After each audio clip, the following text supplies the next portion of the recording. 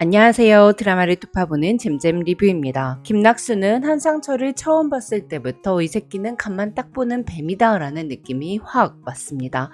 사귀는 당해도 사람은 잘 본다는 김낙수는 그래서 한상철의 전화번호를 여태 저장하지 않고 있었는데요. 개인적으로 김 부장 이야기에서 꼭 벌 좀 받았으면 좋겠는 사람 1, 2가 바로 하진의 동생 하영과 그녀의 남편 한상철이에요. 물론 ACT의 빌런들 백상무, 도부장, 인사팀장 다 재수없긴 한데 아니 어쩜 이렇게 부부가 쌍으로 재수가 없는 거죠? 참 끼리끼리 논다 천생연분이다 이 말이 너무 잘 어울리는 커플인데요. 하영이 하진이에게 언니 공부머리 없어서 공인중개사 시험 절대 못 붙는다고 깝죽댈 때까지는 그래 동생이랑 언니 사이에 저럴 수도 있지 뭐 그렇게 생각했어요. 언니가 시험 붙어서 새 차 뺏길 뻔했을 때 다시는 언니 무시하지 않겠다고 사과하는 걸 하진이 받아주길래 아 하진이가 나이 차이 많이 나는 동생이 아무리 얄밉게 굴어도 귀여워하는구나 싶더라고요. 근데 제부가 회사 그만둔 걸 세상 행복해하면서 제부 일자리를 가지고 언니를 깔아뭉개고 지락펴락 하려는 모습은 진짜 선 넘었더라고요. 물론 상철과 하영 입장에서는 민원 제기했던 유튜브와 연결해줘서 원만히 문제 해결을 하도록 도왔고 하진이에게 비싼 대게도 사먹이며 알랑방구를 꼈는데 김낙수가 이직 제안을 거절해서 쌓인 게 있었긴 하겠죠. 그래서 상철네 회사를 무시하던 김낙수가 몇 달 사이에 회사에서 잘리니까 고소할 수 있어요. 하지만 평생 엄마처럼 잔소리하던 언니가 결국 남편 문제 때문에 내 앞에서 전전긍긍한다고 좋아하는 건 진짜 인간 대접도 안 해주고 싶더라고요. 거기다가 상철의 회사에 온 낙수에게 꼭 내가 형부 면접 보는 것 같다며 낄낄대는 모습은 예의가 너무 없었는데요. 근데 한상철은 더 말도 안 되는 쓰레기였죠. 딱 낙수의 말대로 뱀 같은 사람이더라고요. 그래서 이번 영상에서는 하영과 상철의 최후에 대해서 좀 뇌피셜을 돌려보려고 해요. 특히 원작 소설에는 하영과 상철이 아예 등장하지 않고 드라마에만 있는 캐릭터라 이들의 최후가 더 궁금한데요. 지난 회차에서 하영과 상철이 나온 장면들을 쭉 살펴보니 이 핀테크 회사도 곧 망할 것 같다라는 복선들이 많이 등장했더라고요. 그럼 두 사람의 최후를 톱파보는 영상 바로 시작합니다. 핀테크 회사 대표인 한상철은 남다른 사업 수완과 트렌디한 경영 감각으로 창업에 성공해 빠르게 자리 잡은 사업가입니다. 그런데 이 회사가 한상철의 단독 대표가 아니라 3명이 공동 CEO로 있죠. 회사를 다니다가 퇴사 후 사업을 시작한 한상철은 자신이 평생 개발자로 있었기 때문에 영업 쪽이 젬병이어서 대기업 통신 쪽에서 25년을 근무한 형님을 모시면 호랑이의 날개를 단 느낌일 것 같다고 하진에게 말했었는데요. 사실 이게 대기업 출신인 김낙수의 인맥을 이용하겠다는 말이었잖아요. 이후 한상철은 퇴사한 낙수에게 200만 원이 뭔 말이냐며 220에서 230은 맞춰드리겠다고 깝죽댔습니다. 겉으로는 낙수에게 형님 하며 깍듯이 대하지만 은근한 우월감과 자기 자랑이 섞인 말들로 낙수의 자존심을 건드리는 게 진짜 얄밉더라고요.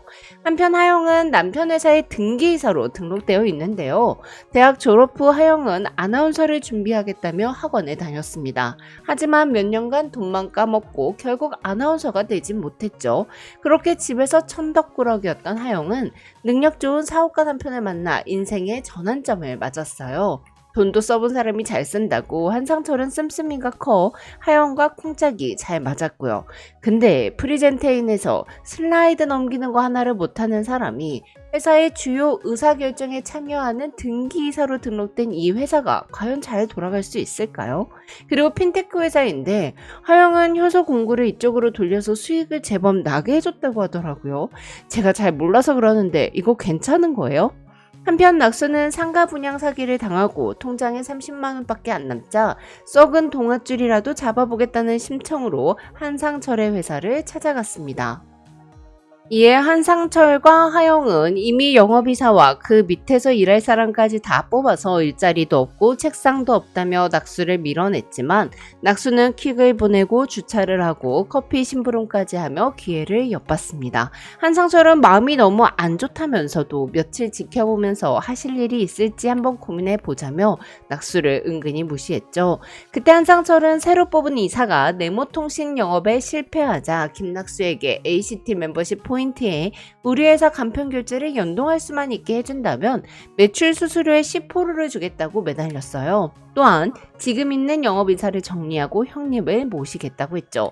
근데 지금 있는 영업이사를 네모통신 가지고 반년 동안 뻘짓하신 분이라고 표현한 하영도 진짜 재수 없었지만 갑자기 태도가 확 바뀌어버리는 한상철은 더 별로더라고요.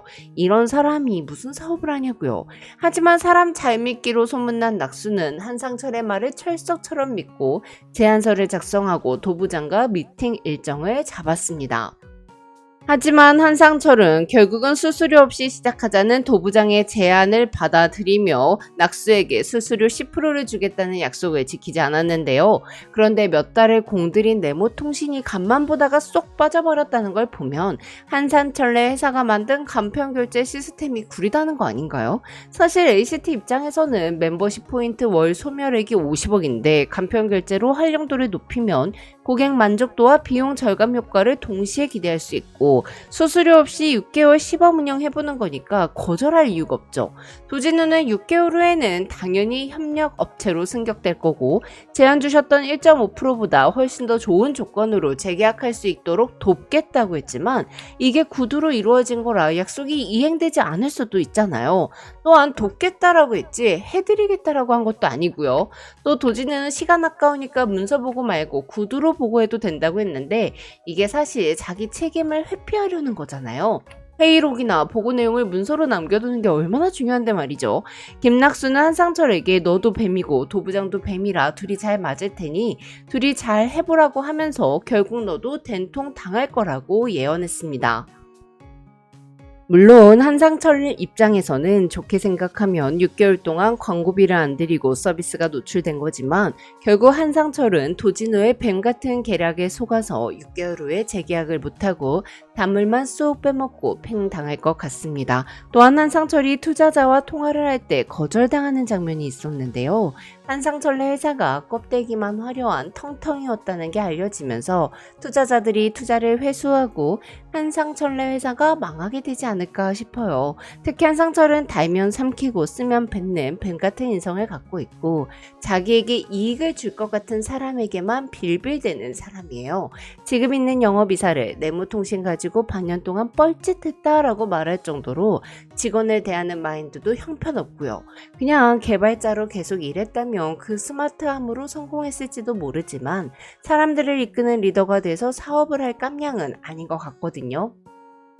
한상철네 회사가 망하거나 공동대표 3명에서 한상철이 퇴출되거나 해서 한상철이 김낙수에게 죄송하다고 사과하는 모습을 꼭 보고 싶네요. 그리고 제발 김낙수가 세차장을 운영하게 됐을 때 한상철이 손님으로 세차장에 와서 은근히 갑질하는 장면만은 절대 보고 싶지 않습니다. 그런데 한상철이 낙수에게 자기도 쌓인 게 많다고 했었는데 그게 뭔지 좀 궁금하더라고요. 하영과 상철은 결혼한 지 8년이 됐는데 아이가 없습니다. 아마 과거에 낙수가 난임으로 힘들어하는 두 사람에게 아무 생각 없이 그래도 애는 있어야 하는데 애가 안 들어서서 어쩌냐 뭐 이런 말을 함부로 한 게 아닐까 싶어요. 김 부장 시절의 낙수라면 그런 말 충분히 하고도 남을 테니까요. 그래서 개인적인 생각으로는 정신과 상담을 받으며 과거를 되돌아보고 있는 낙수가 한상철에게 말을 함부로 해서 상처를 줬던 것에 대해 떠올리고 사과를 먼저 하지 않을까 싶네요. 지금까지 잼잼 리뷰였습니다. 감사합니다.